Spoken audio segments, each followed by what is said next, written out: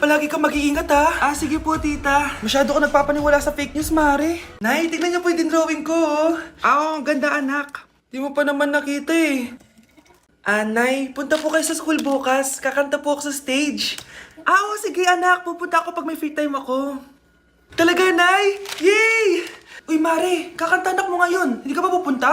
Hindi na siguro, Mare. Marami pa akong gagawin. Hinihintay ka nun. Pagbigyan mo na, minsan lang. Naku, Mare, sagabal lang yun sa trabaho ko. Sige na, marami pa akong gagawin, no? Nasaan ka na ba, Nay? Malapit na akong tawagin. Hindi ka mahal ng nanay mo. Mahal ako ng nanay ko! Tao po. Bakit po, sir? Kayo ba yung nanay ni Scarlett?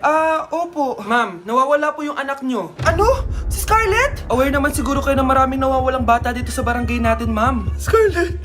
Yung iba, ma'am, hindi na namin nahanap.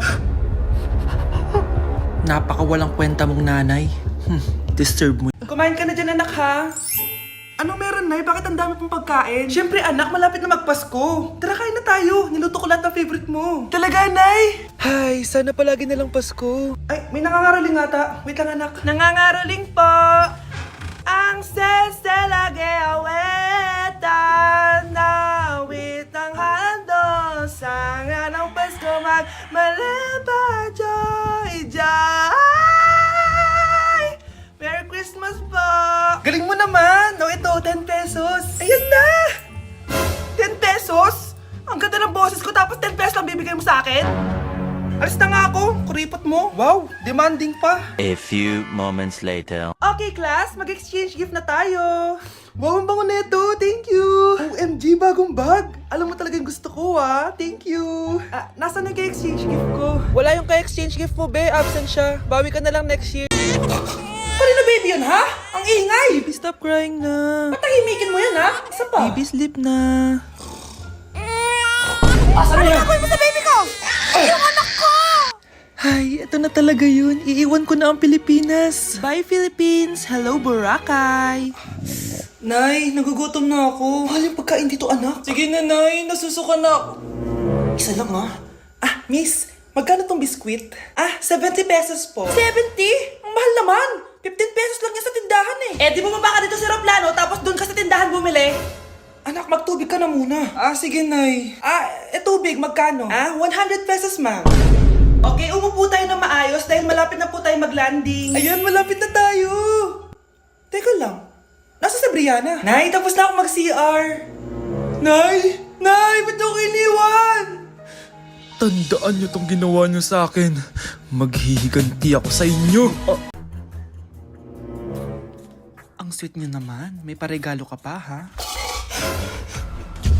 Ano yun? Scarlett? Anong ginagawa mo dito? Manloloko ka! Pinagpalit mo ko dito sa matandang pangit na to? May paregalo ka pa, ha? Sa akin nga wala kang binibigay na regalo eh. Scarlett, magpapaliwanag ako. Manahimik ka!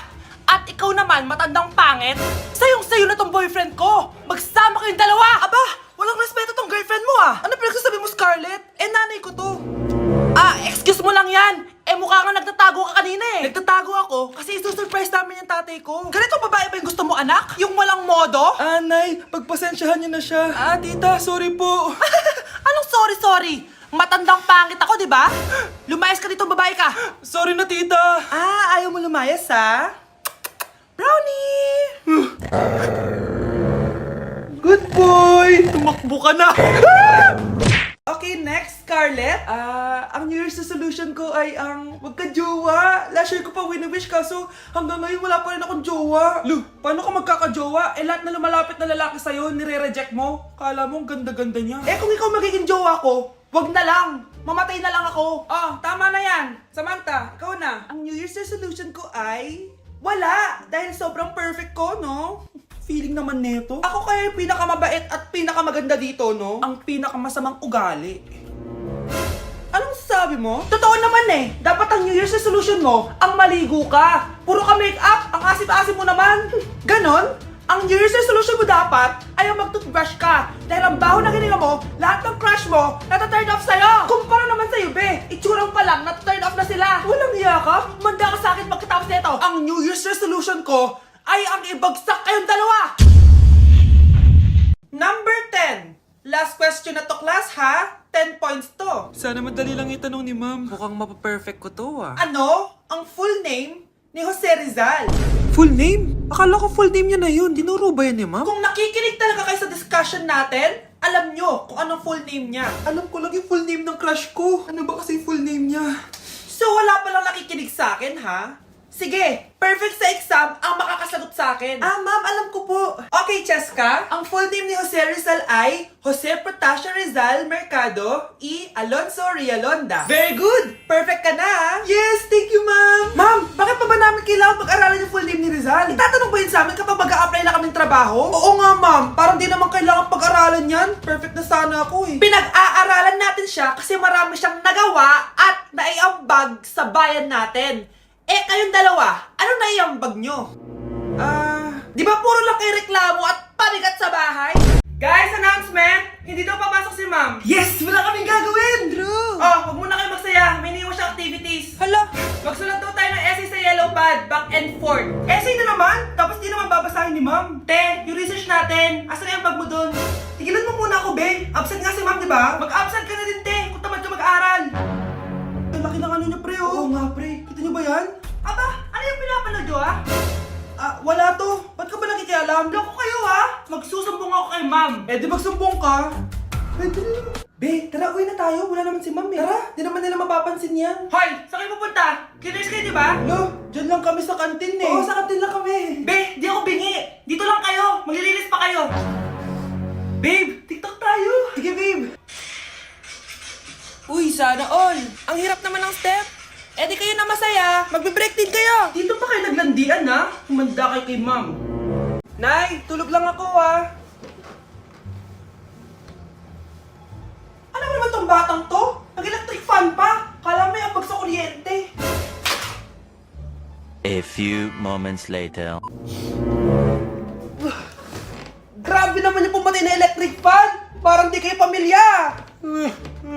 Nay, pasok na po ako ng school. Nasaan po yung baon ko? Ito baon mo, nak. Ano to? 10 pesos? Anong mabibili ko dito, Nay? Aba, nagrereklamo ka pa. Pasalamat ka na lang. Dahil ang ibang bata dyan, nanlilimos na lang. Salamat, Nay, ha. Makakakain na ako ng tubig dito. Baka nga kulang pa to pambili ng tubig. Buti pa si Scarlett may bagong phone. Nay, bilhin mo na ako ng bagong phone. Ay, tigilan mo ako, Scarlett, ha. Di pa naman sira yung phone mo. Damat mo naman. For our last question, ano ang full name ko? Wala naman yun sa lesson ah. Siyempre, dapat alam niyo yung pangalan ko. Dami namang alam nito. Di ko maalala full name niya. Perfect na sana ako eh. Kapag di niyo nasagutan yan, minus 10 kayo sa akin. Aba, ma'am, paano namin malalaman yung full name mo? Eh, di ka naman nagpakilala sa amin. Ano ka, sikat? Artista? Ang lakas mo mag-minus kapag di nasagutan yung full name mo? Sige nga, ano full name ko? Kapag di mo nasagutan, ma-minus ko yung sweldo mo. Tsaka magagamit ba namin yan kapag nagtrabaho na kami? Di naman, diba? Pakin namin sa full name mo. Dami nito ah. Mukhang makakabili na ako ng bagong phone. Ha! Nahuli din kita! Ikaw pala yung kumukuha ng mga class funds natin? Oo, ako yung kumukuha. Bakit? May problema ba? Ang problema ko, ikaw. Ako pa sinisisi mo na kumukuha ng class funds, eh ikaw naman talaga? Isusumbong kita kay ma'am. Wala ka namang ebidensya. Ikaw ang isusumbong ko dahil naniniwala naman sa akin si ma'am. Humanda ka sa akin, Samantha. Wow, may bagong phone si Samantha. Sana all. Bigay ito ng parents ko, guys. Class! Sino naman kumuha sa class funds? Si Scarlett po yung kumuha, ma'am. Pagsabihan nyo nga yan. Ako na naman? Nagpapatawa ka ata, Samantha. Talaga ba, Samantha? Kitang-kita ko na kumuha ka dito. At narinig ko, nabalak mo na naman si Scarlett. Ma'am, di po ako yun. Gagawin mo pa ako sinungaling? Diyan ka naman magaling, di ba, Samantha? Sa pagsisinungaling? Sumama ka sa akin sa principal at ipapatawag ko yung magulang mo. Buti nga sa'yo, Samantha. Deserve mo yan. Nag-uumpisa pa lang ako. Ma'am, pwede pa po ba ako mag-take ng quiz? Absent kasi ako kahapon eh. Ay, hindi na!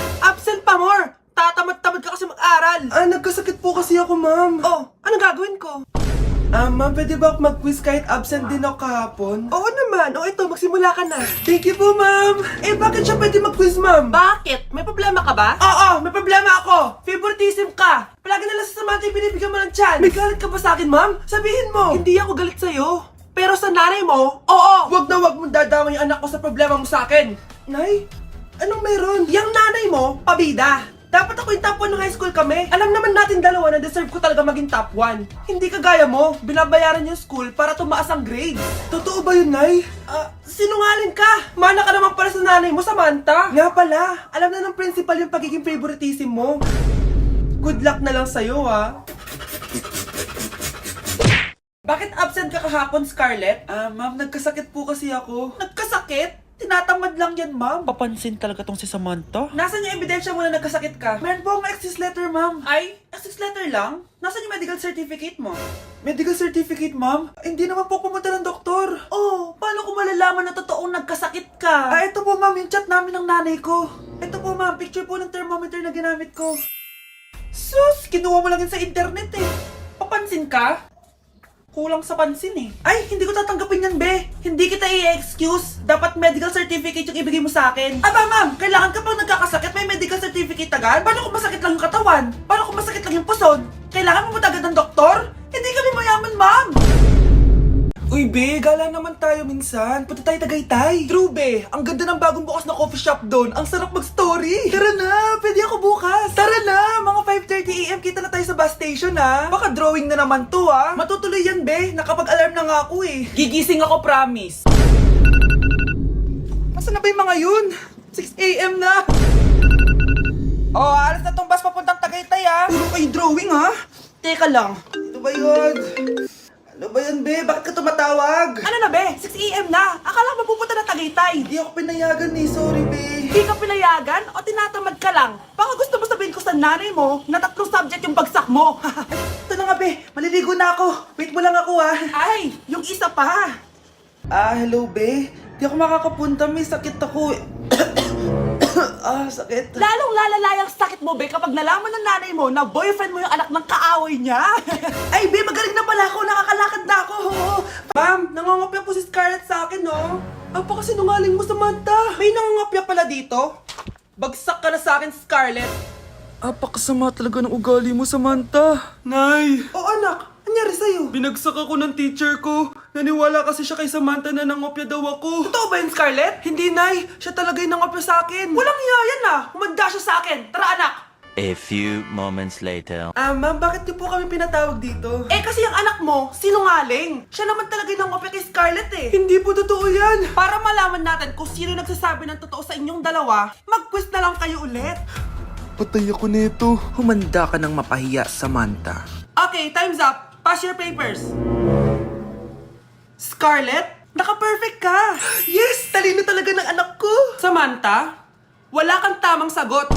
Ikaw talaga ang totoong nangongopya. Nakakahiya ka, Samantha. Humanda ka sa akin sa bahay. Tara! Huwag po, Nay! Bakit niyo po kami pinatawag, Nay? Kung hindi ko makikita yung phone ni Kyle, hindi ko malalaman pinagsasabi niyo sa akin. Lagot tayo, ate. Kung san-san mo kasi nilalagay phone mo, Kyle? Nakalimutan ko eh. Mag-umpisa tayo sa'yo, Kyle. Anay, puro na lang itlog at hotdog niluluto ni nanay. Mas masarap pa magluto yung kapitbahay natin. Sige, next time, ipagluluto kita na sinigang na hotdog. O ikaw, Brianna. Alam niyo bang nagalit sa akin si nanay kasi dati with high honors ako, di ba? Tapos ngayon with honors na lang. Siya nga bagsak nung high school eh. Oo, bagsak ako. Pero top 1 ako ng kinder. Kevin? Wala akong sinasabi ha. Grabe talaga si nanay. Umaga pa lang galit na siya. Tapos utos pa siya ng utos. Bawal ba magpahinga sa bahay na to? Grabe. Wow, wala ka palang sinasabi ah. At ikaw, Scarlett? Yes, Nay? Mga be, alam niyo bang galit na galit sa akin si nanay dahil daw nag-boyfriend ako na maaga? Siya nga maaga nabuntis eh. Di naman ako nagalit sa kanya. May problema ka ba sa maagang nabuntis? Wala akong problema, Nay. Idol nga kita eh. Ha? Anong idol? Buntis din ako. Scarlett, nagawa mo ba yung assignment natin? May assignment tayo? Hala, di ko nagawa. Huwag mo nang sasabihin kay Mama. Sige, di ko sasabihin. Ma'am, may assignment po pala tayo. Ay, oo nga pala, may assignment tayo, class. Ang hindi gumawa ng assignment, bagsak sa akin, ha? Bida-bida talaga tong si Samantha. Okay, class, sinong iboboto niyong president? I nominate Scarlett, ma'am. Ako? Di ako papayag. Dapat ako yung maging president. Go, Scarlett, kaya mo yan. I nominate myself because I believe na mas responsible ako. I believe na hindi ako nangungupit ng class funds. Iboto niyo ako dahil matataas ang mga scores ko. Iboto niyo ako dahil hindi ako nangungopya para lang tumaas ang score. Ako ba pinaparinggan mo? Mukhang may natamaan ata. Congrats, Scarlett! Deserve mo maging president! Gagawin ko yung best ko. Good morning, class! Hindi na papasok si Samantha. Ha?